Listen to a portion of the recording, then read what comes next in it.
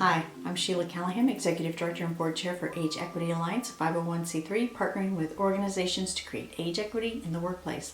Yesterday, the World Health Organization, in partnership with the UN, released their global report on ageism. It's one of the most detailed reports that I've ever read. More than 200 pages.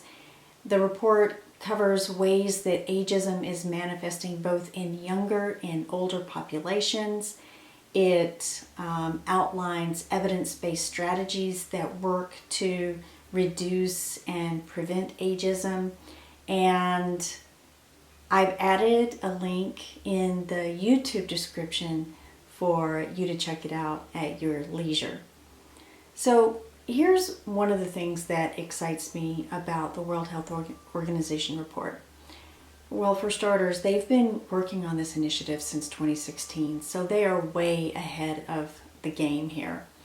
But I really respect and appreciate that they go into great detail covering age bias, prejudice, stereotyping, discrimination in the ways that it impacts both younger and older people. You don't find that very often. And I think that that's one of the most differentiating aspects of the report. It's inclusive in this way, and I appreciate that. Age is not a predictive lens for competence or potential. In the workplace, you can't take age and determine someone's skills or abilities or potential.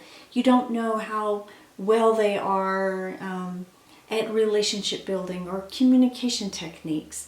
You can't get any of that from age, just the way that you can't get any of that by looking at someone's race or gender or sexual orientation or veteran status or religious preference or any dimension of diversity. Age is no different. So the World Health Organization report gives several strategies for ways to combat ageism. The first one is around legislation and policy. The second one is education. And the third one is intergenerational contact and exposure.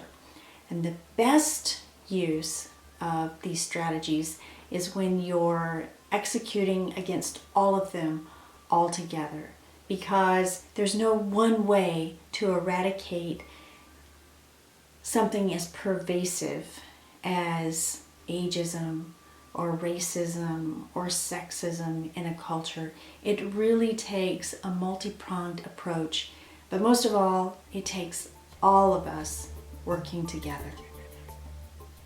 The future of work is age inclusive. Are you ready?